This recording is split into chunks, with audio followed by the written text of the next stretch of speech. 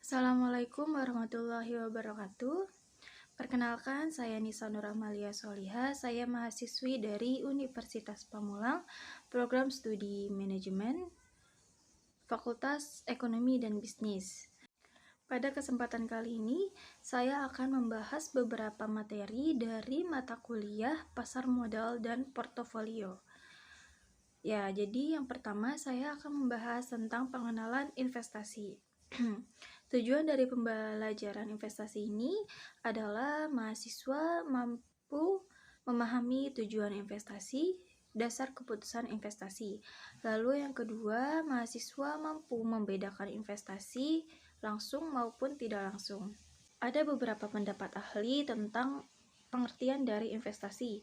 Yang pertama ada dari ahli Profesor Dr. Jogianto Hartono yang mengartikan bahwa investasi adalah penundaan konsumsi sekarang untuk dimasukkan ke aktiva produktif selama periode waktu tertentu. Adanya aktiva yang produktif tersebut, penundaan konsumsi sekarang yang kemudian diinvestasikan ke dalam aktiva yang produktif tersebut, maka akan meningkatkan utility total. Selanjutnya ada pengertian para ahli menurut Tandelilin. Menurut Tandelilin ini, investasi adalah komitmen atas sejumlah dana atau sumber daya yang dilakukan saat ini dengan tujuan memperoleh sejumlah keuntungan di masa depan. Selanjutnya ada menurut William F. Sharpe, investasi ini berarti mengorbankan dolar sekarang untuk dolar pada masa depan. Ada dua atribut yang berbeda yang melekat, yaitu waktu dan resiko. Pengorbanan terjadi saat sekarang ini dan memiliki kepastian. Hasilnya baru akan didapat kemudian dan besarnya tidak pasti. Pada beberapa kasus, elemen waktu merupakan faktor yang mendominasi, misalnya obligasi pemerintah. Pada kasus lain, risiko menjadi atribut yang dominan, misalnya option cost pada saham biasa. Namun bisa juga baik waktu maupun risiko menjadi faktor yang penting, misalnya untuk jumlah lembar dan saham biasa. Investasi nyata atau real investment secara umum merupakan aset berwujud. Contohnya seperti tanah, mesin-mesin, atau pabrik. Sedangkan investasi keuangan atau financial investment melibatkan kontrak-kontrak tertulis seperti saham biasa dan obligasi. Pada perekonomian primitif, hampir semua investasi merupakan investasi nyata. Sedangkan di perekonomian modern, lebih banyak dilakukan investasi keuangan. Lembaga-lembaga untuk investasi keuangan yang berkembang pesat memberi fasilitas untuk investasi nyata. Jadi kedua bentuk investasi tersebut bersikap komplementer, bukan kompetitif. Tujuan dari investasi. Investasi tentunya memiliki tujuan yang mungkin dapat berbeda antara satu investor dengan investor lainnya. Berikut adalah alasan investor dalam melakukan investasi, baik pada investasi yang dilakukan pada sektor real maupun sektor keuangan. Yang pertama, tujuannya adalah 1.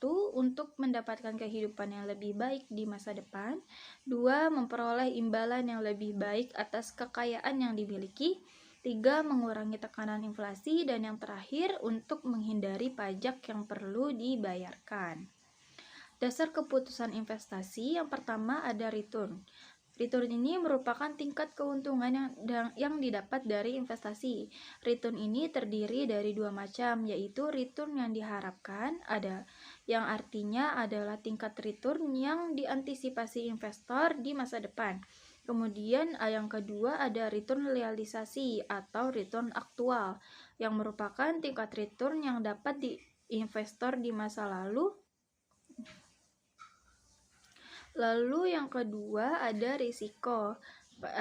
Pada saat berinvestasi, selain mengharapkan return, tentunya juga harus menanggung tingkat risiko. Dalam konteks ini, investasi risiko merupakan penyimpangan atau perbedaan antara return yang diharapkan oleh investor dengan return yang benar-benar diterima oleh investor. Lalu yang Selanjutnya ada lingkungan investasi. Lingkungan investasi ini meliputi berbagai jenis sekuritas atau efek yang ada, tempat dan cara sekuritas itu diperjualbelikan. Selanjutnya kita memasuki proses investasi. Proses investasi ini berkenaan dengan bagaimana seharusnya investor membuat keputusan mengenai pemilihan sekuritas, seberapa luas investasi sebaiknya dilakukan, dan kapan investasi seharusnya dilaksanakan. Proses investasi menjelaskan bagaimana seharusnya seorang investor membuat keputusan investasi sekuritas yang bisa dipasarkan, seberapa ekstensifnya, dan kapan sebaiknya dilakukan. Ada 5 prosedur menurut Sharpe dalam membuat keputusan yang menjadi dasar proses investasi. Yang pertama ada penentuan kebijakan investasi. Selanjutnya melakukan analisis sekuritas. Yang ketiga membuat portofolio. Yang keempat merevisi portofolio. Dan yang terakhir mengevaluasi kinerja portofolio. Kita akan bahas satu persatu. Yang pertama ada penentuan kebijakan investasi. Langkah pertama menentukan investasi meliputi penentuan tujuan investor dan banyaknya kekayaan yang dapat diinvestasikan. Karena terdapat hubungan positif antara risiko dan return untuk strategi investasi. Bukan suatu hal yang tepat bagi investor untuk berkata bahwa tujuannya adalah hanya memperoleh banyak keuntungan. Yang tepat bagi seorang investor dalam kondisi ini adalah menyatakan tujuannya untuk memperoleh banyak keuntungan dengan memahami bahwa ada kemungkinan terjadinya kerugian. Tujuan investasi seharusnya dinyatakan dalam risiko maupun return. Yang kedua ada melakukan analisis sekuritas. Langkah kedua dalam proses investasi ini yaitu analisis sekuritas yang meliputi penilaian terhadap sekuritas secara individual atau beberapa kelompok sekuritas yang masuk ke dalam kategori luas aset keuangan yang telah diidentifikasi sebelumnya. Adapun tujuan melakukan penilaian tersebut adalah untuk mengidentifikasi sekuritas yang salah harga. Ada banyak pendekatan terhadap analisis sekuritas, namun pendekatan tersebut dapat dikategorikan dalam 2 klasifikasi. Klasifikasi pertama adalah analisis teknikal dan klasifikasi kedua adalah analisis fundamental. Lalu selanjutnya ada pembentukan portofolio. Langkah ketiga ini melibatkan identifikasi aset-aset khusus mana yang akan dijadikan investasi, juga menentukan besarnya bagian kekayaan yang akan diinvestasikan ke tiap-tiap aset tersebut. Di sini masalah selektivitas, penentuan waktu, dan diversifikasi perlu menjadi perhatian bagi investor. Selektivitas juga disebut micro forecasting, merujuk pada analisis sekuritas dan memfokuskan pada peramalan pergerakan tiap-tiap sekuritas. Selanjutnya ada merevisi portofolio. Langkah keempat ini berkenaan dengan pengulangan periode dalam 3 langkah sebelumnya, yaitu dari waktu ke waktu, investor mungkin mengubah tujuan investasinya, yang pada gilirannya berarti portofolio yang diperdagangkan tidak lagi optimal. Oleh karena itu, investor membentuk portofolio baru dengan menjual portofolio yang dimilikinya dan membeli portofolio lain yang belum dimiliki.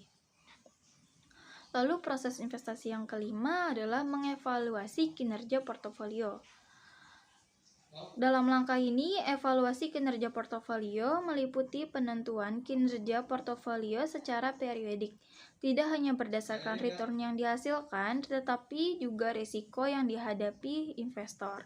Jadi diperlukan ukuran yang tepat tentang return dan juga standar yang relevan. Selanjutnya ada tipe-tipe investasi keuangan. Investasi pada aktiva keuangan dibagi menjadi 2, yaitu investasi langsung dan investasi tidak langsung. Investasi langsung dilakukan dengan memperjualbelikan aktiva keuangan secara langsung di pasar uang, pasar modal, atau pasar turunan. Investasi langsung juga dapat dilakukan dengan cara membeli aktiva keuangan yang tidak dapat diperjualbelikan. Contohnya seperti melalui bank komersial. Aktiva-aktiva ini dapat berupa tabungan di bank atau sertifikat deposito. Aktiva yang dapat diperjualbelikan di pasar uang dapat berupa aktiva yang mempunyai risiko gagal kecil, jatuh temponya pendek, dengan tingkat likuiditas yang tinggi. Contoh aktiva ini berupa Treasury Bill yang banyak digunakan di penelitian keuangan sebagai proxy return bebas risiko. Selanjutnya, yang dapat diperjualkan di pasar modal adalah aktiva keuangan berupa surat-surat berharga pendapatan tetap atau fixed income securities dan saham-saham atau bahasa lainnya equity securities. Macam-macam investasi langsung dapat dibagi menjadi beberapa macam. Yang pertama ada investasi langsung yang tidak dapat diperjualbelikan, yaitu berupa tabungan dan deposito. Selanjutnya investasi langsung yang dapat diperjualbelikan terbagi menjadi beberapa jenis. Yang pertama ada investasi langsung di pasar uang, contohnya seperti T-bill dan deposito yang dapat dinegosiasi. Selanjutnya ada investasi langsung di pasar modal, yaitu surat-surat berharga pendapatan tetap. Contohnya seperti T-bond, Federal Agency Securities, Municipal Bond, Corporate Bond, dan Convertible Bond. Selanjutnya ada saham-saham, yaitu seperti saham preferen dan saham biasa. Selanjutnya ada investasi langsung di pasar turunan, yaitu ada opsi, contohnya seperti warrant, opsi put, dan opsi call. Selanjutnya ada futures contract. Kita memasuki investasi tidak langsung. Investasi tidak langsung ini merupakan pembelian saham dari perusahaan investasi yang mempunyai portofolio aktiva-aktiva keuangan dari perusahaan-perusahaan lain. Investasi tidak langsung dilakukan dengan membeli surat-surat berharga dan perusahaan investasi. Investasi tidak langsung lewat perusahaan investasi merupakan hal yang menarik bagi investor, paling tidak karena dua alasan utama. Yang pertama ada alasan investor yang memiliki modal kecil dapat menikmati keuntungan karena pembentukan portofolio. Selanjutnya, alasan yang kedua, membentuk portofolio membutuhkan pengetahuan dan pengalaman yang mendalam. Jika investor yang awam yang kurang mempunyai pengetahuan dan pengalaman tidak akan dapat membentuk portofolio yang optimal, tetapi dapat membeli saham yang ditawarkan oleh perusahaan investasi yang telah membentuk portofolio optimal.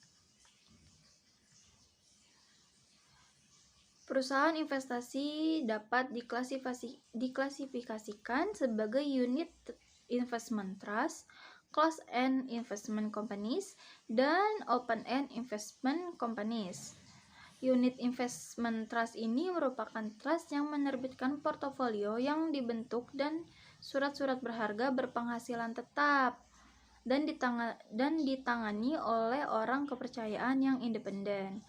Lalu ada closed-end investment companies yang merupakan investasi yang hanya menjual sahamnya dalam bentuk atau jumlah yang tetap, yaitu sebanyak saat penawaran perdana saja. Lalu ada open-end investment companies yang dikenal dengan nama perusahaan reksadana. Reksadana ini didefinisikan sebagai wadah yang dipergunakan untuk menghimpun dana dan masyarakat pemodal untuk selanjutnya diinvestasikan dalam portofolio efek manajer investasi. Dengan demikian, perusahaan reksadana ini mempunyai besarnya portofolio yang berubah-ubah di pasar modal. Nilai total portofolio yang dibentuk disebut dengan nilai aktiva bersih atau NAB, Net Asset Value. Demikian pembahasan tentang pengenalan investasi. Selanjutnya kita akan memasuki pembahasan tentang pasar modal. Tujuan dari pembelajaran ini adalah untuk mahasiswa mampu memahami definisi pasar modal, peranan dan fungsi pasar modal. Pasar modal umumnya merupakan tempat bertemunya penjual dan pembeli. Seperti halnya pada pasar umumnya, ada pasar baju, pasar buah, pasar beras, dan lain-lain. Nah, dalam pasar modal yang diperjualbelikan adalah modal, di mana modal ini dapat digunakan oleh perusahaan untuk kelangsungan berjalannya perusahaan. Modal yang diperjualbelikan dicatat sebagai surat berharga merupakan modal kepemilikan dan modal utang. Pihak pembeli di pasar modal merupakan individu perorangan maupun institusi atau organisasi atau juga lembaga yang mempunyai dana untuk melakukan kegiatan transaksi beli melalui pasar modal. Sedangkan penjual modal merupakan perusahaan yang memerlukan modal maupun tambahan modal untuk keperluan usahanya. Pasar modal ini termasuk ke dalam bursa efek. Bursa adalah gedung atau ruangan yang ditetapkan sebagai kantor dan tempat kegiatan perdagangan efek. Sedangkan surat berharga yang dikategorikan sebagai efek adalah saham, obligasi, serta surat bukti lainnya yang lazim dikenal sebagai efek. Pasar modal merupakan pasar untuk sebagai instrumen keuangan jangka panjang yang bisa diperjualbelikan, baik surat utang atau obligasi, equity atau saham, dan reksadana. Lalu ada instrumen derivatif maupun instrumen lainnya. Perbedaan pasar modal dengan pasar uang ada pada jangka waktunya. Dalam pasar uang diperdagangkan surat berharga berjangka waktu pendek, sedangkan di pasar modal diperdagangkan surat berharga berjangka waktu panjang. Fungsi pasar modal ini penting bagi perekonomian Indonesia karena pasar modal mempunyai dua fungsi. Yang pertama ada fungsi ekonomi pasar modal, menyediakan fasilitas atau wahana yang mempertemukan dua kepentingan, yaitu investor dan pihak yang memerlukan dana.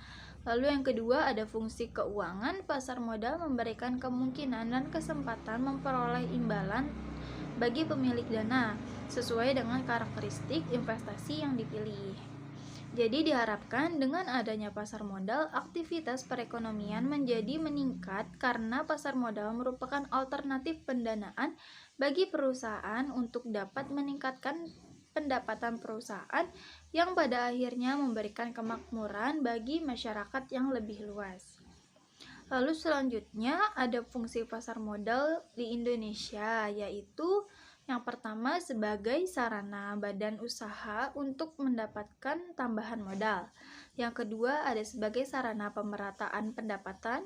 Yang ketiga memperbesar produksi dengan modal yang didapat sehingga produktivitas meningkat. Yang keempat menampung tenaga kerja, dan yang kelima memperbesar pemasukan pajak bagi pemerintah. Secara umum, manfaat keberadaan pasar modal adalah yang pertama, menyediakan sumber pembiayaan bagi dunia usaha sekaligus memungkinkan alokasi dana secara optimal. Yang kedua, memberikan wahana investasi yang beragam bagi investor sehingga memungkinkan untuk melakukan deverifikasi. Yang ketiga, menyediakan leading indikator bagi pengembangan perekonomian suatu negara. Maksudnya, jika pasar modal berkembang, maka diharapkan perekonomian juga akan berkembang. Yang keempat, penyebaran kepemilikan perusahaan sampai pada lapisan masyarakat menengah. Dan yang terakhir, penyebaran kepemilikan, keterbukaan, dan profesionalisme menciptakan iklim berusaha yang sehat serta mendorong pemanfaatan manajemen profesional. Selanjutnya kita memasuki pada pembahasan tentang struktur pasar modal di Indonesia. Ada satu perbedaan yang mencolok antara pasar modal dengan pasar lain pada umumnya, yakni bahwa di pasar modal pembeli dan penjual tidak dapat melakukan transaksi secara tatap muka. Selain itu, pasar modal adalah sebuah industri yang sangat rumit yang melibatkan banyak pelaku pasar yang masing-masing mempunyai fungsi dan peran berbeda dan bahkan berseberangan. Interaksi antar pelaku pasar modal diatur oleh Undang-Undang Pasar Modal dan peraturan turunannya. Berdasarkan hukum positif tersebut, hubungan antar pelaku pasar dapat dibuat sebagai struktur pasar modal. Ya, jadi struktur modal yang pertama itu ada Menteri Keuangan.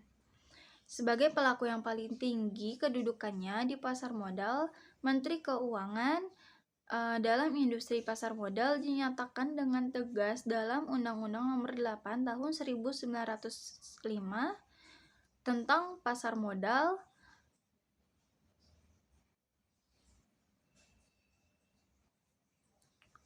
Jadi, Menteri Keuangan berperan sebagai lembaga yang menetapkan kebijaksanaan umum di bidang pasar modal. Bagian penjelasan UU PM menjelaskan bahwa kebijakan umum adalah kebijakan bidang pasar modal yang secara langsung atau tidak langsung berkaitan dengan kebijakan fiskal, moneter, dan kebijakan ekonomi makro pada umumnya. Lalu ada struktur selanjutnya, yaitu ada Otoritas Jasa Keuangan atau yang kita kenal dengan OJK. OJK dalam bidang pengawasan sektor pasar modal mempunyai tugas penyelenggaraan sistem pengaturan dan pengawasan sektor pasar modal yang terintegrasi terhadap keseluruhan kegiatan di sektor jasa keuangan. Tugas pokok dalam melaksanakan fungsi bidang pengawasan dalam pasar modal tersebut adalah diantaranya: yang pertama, menyusun peraturan pelaksanaan di bidang pasar modal. Yang kedua, melaksanakan protokol manajemen krisis pasar modal. Yang ketiga, menetapkan ketentuan akuntansi di bidang pasar modal. Yang keempat, merumuskan standar, norma, pedoman, kriteria, dan prosedur yang berlaku di bidang pasar modal. Yang kelima, melakukan analisis, mengembangkan, dan mengawasi pasar modal, termasuk juga pasar modal syariah. Lalu yang keenam, melaksanakan penegakan hukum di pasar modal. Selanjutnya, berfungsi dalam menyelesaikan keberatan yang diajukan oleh pihak yang dikenakan sanksi oleh OJK, Bursa Efek, Lembaga Penyimpanan dan Penyelesaian, dan Lembaga Clearing dan Penjaminan. Lalu selanjutnya, berfungsi dalam merumuskan prinsip-prinsip pengelolaan investasi, transaksi, dan lembaga efek. Lalu selanjutnya, berfungsi dalam melakukan pembinaan dan pengawasan terhadap pihak yang memperoleh izin usaha, persetujuan pendaftaran dari OJK, serta pihak lain yang bergerak di pasar modal.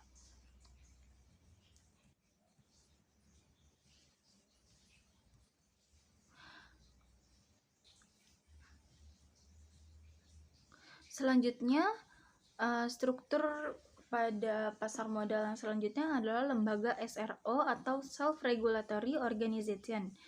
Adalah organisasi yang memiliki kewenangan untuk membuat peraturan yang berhubungan dengan aktivitas usahanya. Lembaga SRO pasar modal ini berupa BI, KPEI, dan KSEI.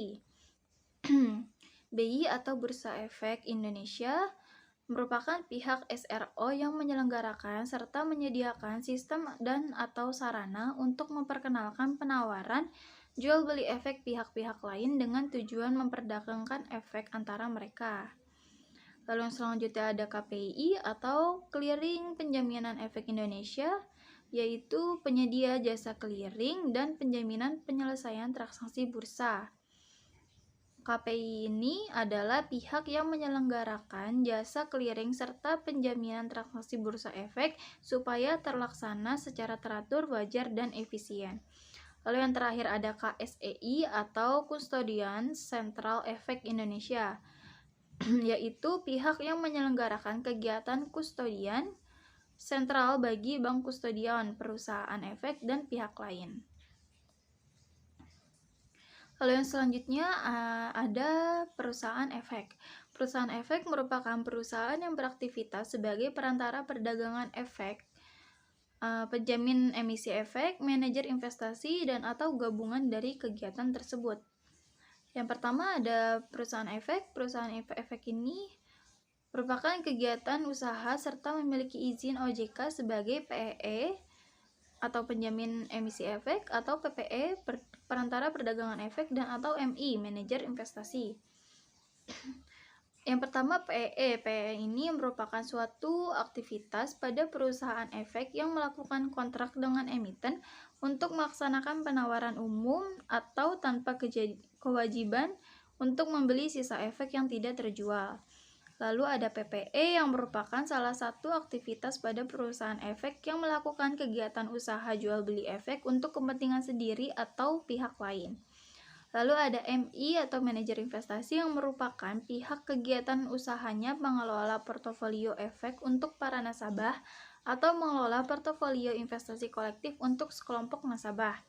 Kecuali perusahaan asuransi, dana pensiun, serta bank yang melakukan sendiri kegiatan usahanya berdasarkan perundang-undangan yang berlaku. Lalu pada struktur selanjutnya ada lembaga penunjang pasar modal. Lembaga penunjang pasar modal ini merupakan institusi penunjang yang turut serta mendukung pengoperasian pasar modal dan bertugas dan berfungsi melakukan pelayanan kepada pegawai dan masyarakat umum.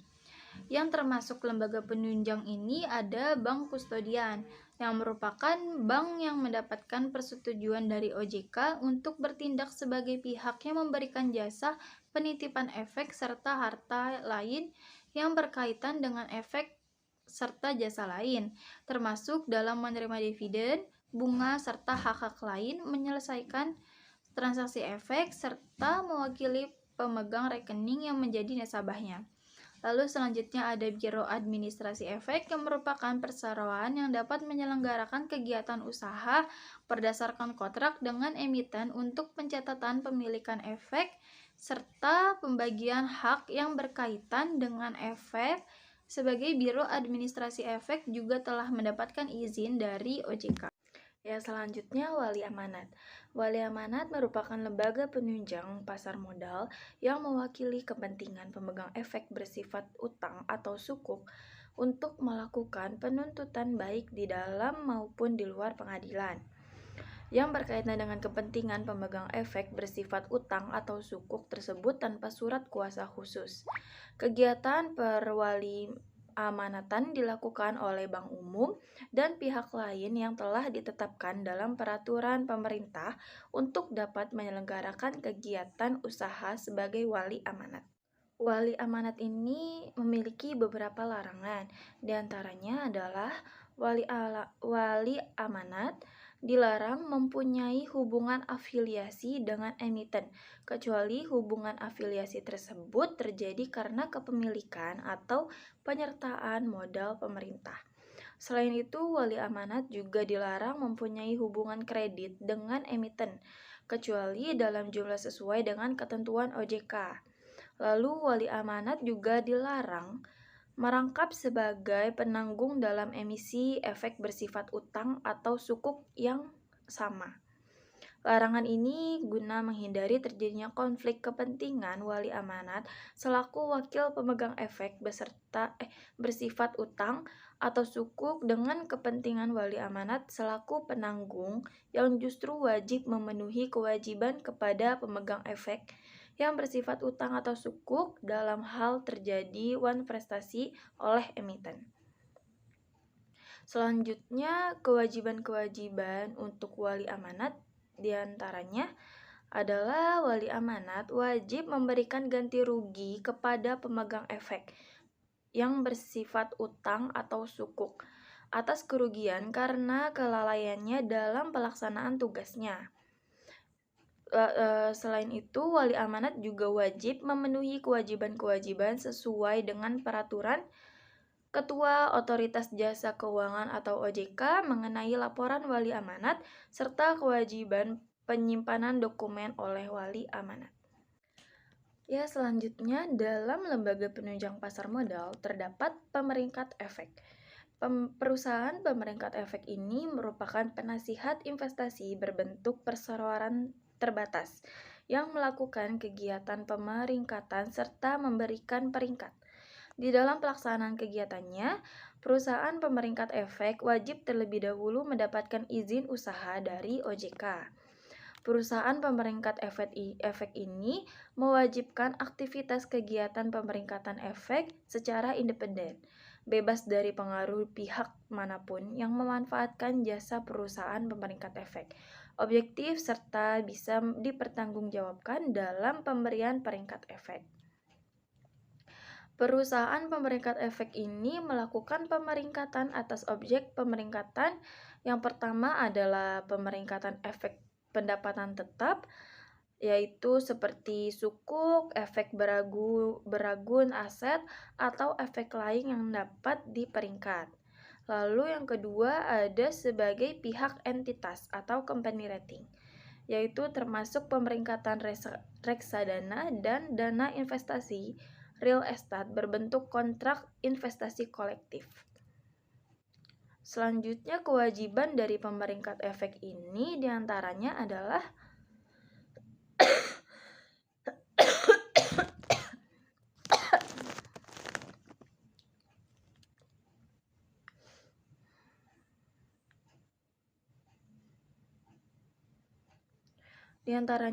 yang pertama, pemeringkat efek bersikap objektif dan independen dalam melaksanakan kegiatan pemeringkatan. Yang kedua, perusahaan pemeringkat efek memiliki prosedur dan metodologi tertulis sebagai pedoman dan prinsip dasar dalam setiap tahapan pada proses pemeringkatan. Lalu yang ketiga, perusahaan pemeringkatan efek melakukan kaji ulang secara berkala paling kurang 3 tahun sekali terhadap prosedur dan metodologi pemeringkatan serta penerapannya. Lalu yang keempat, perusahaan pemeringkatan efek mengambil langkah-langkah yang diperlukan untuk mencegah dikeluarkannya hasil peringkat yang tidak mencerminkan kemampuan sebenarnya pihak yang diperingkat atau pihak yang efeknya diperingkat. Selanjutnya, perusahaan pemeringkat efek melakukan keterbukaan prosedur dan metodologi pemeringkatan dengan pihak yang diperingkat, investor, partisipan, pasar lainnya, dan masyarakat. Lalu, perusahaan pemeringkat efek memantau entitas atau company rating dan atau efek yang diterbitkan oleh pihak yang diperingkat secara terus-menerus sesuai dengan prosedur yang berlaku. Lalu selanjutnya, perusahaan pemeringkatan efek mengkaji ulang secara berkala hasil peringkat yang telah dikeluarkan.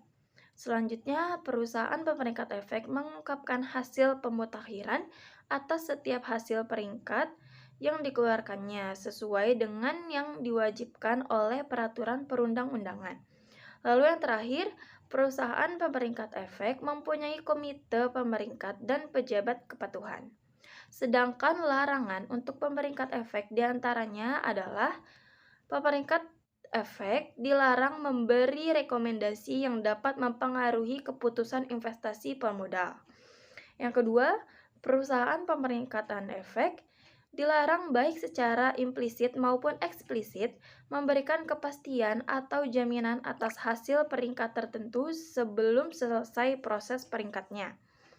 Yang ketiga, perusahaan pemeringkat efek dilarang melakukan kegiatan usaha yang tidak berkaitan dengan kegiatan pemeringkatan, kecuali kegiatan usaha itu telah ditetapkan oleh OJK.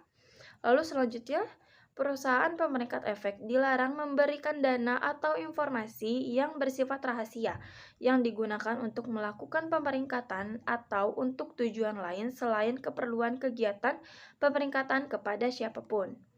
Selanjutnya, perusahaan pemeringkat efek dilarang menentukan hasil berdasarkan hal lain selain faktor-faktor yang relevan dengan objek pemeringkatan.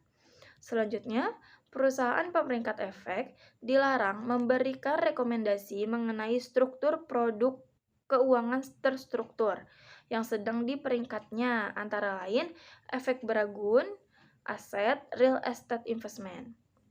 Selanjutnya, perusahaan pemeringkat efek dilarang melakukan pemeringkatan suatu objek pemeringkatan apabila efek yang akan diperingkatkan diterbitkan oleh pihak yang mempunyai hubungan afiliasi dengan perusahaan pemeringkatan efek, baik hubungan langsung maupun tidak langsung.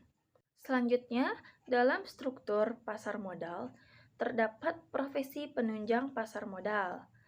Prosesi penunjang ini merupakan pihak-pihak yang terdaftar di Otoritas Jasa Keuangan atau OJK yang persyaratannya serta tata cara pendaftarannya diatur dalam peraturan pemerintah. Yang termasuk profesi penunjang ini yaitu akuntan, konsultan hukum, penilai, notaris, dan profesi lain.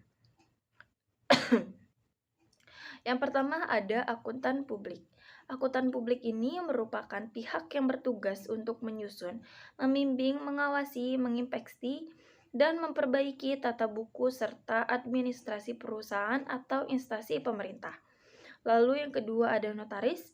Notaris ini merupakan pejabat umum yang berwenang membuat otentik dan terdaftar di OJK. Lalu selanjutnya ada konsultasi hukum. Konsultan ini merupakan ahli hukum yang memberikan pendapat hukum kepada pihak lain dalam bentuk konsultasi dan terdaftar di Otoritas Jasa Keuangan. Selanjutnya adalah perusahaan penilai. Penilai ini merupakan pihak yang memberikan penilaian atas aset perusahaan dan terdaftar di OJK. Yang terakhir ada profesi lain. Profesi lain ini maksudnya adalah pihak jasa profesi lain yang memberikan pendapat atau penilaian sesuai dengan perkembangan pasar modal.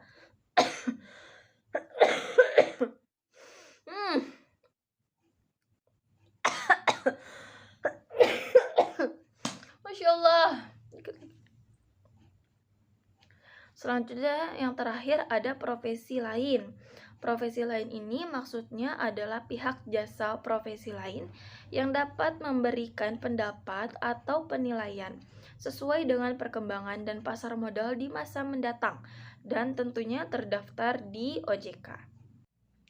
Baik teman-teman, demikian paparan materi dari saya yang diantaranya adalah mengenai tentang pengenalan investasi dan juga pasar modal beserta strukturnya. Saya menyadari bahwa penjelasan materi ini jauh dari kata sempurna, maka saya mohon dibukakan pintu maaf yang sebesar-besarnya. Demikian dari saya, wassalamualaikum warahmatullahi wabarakatuh.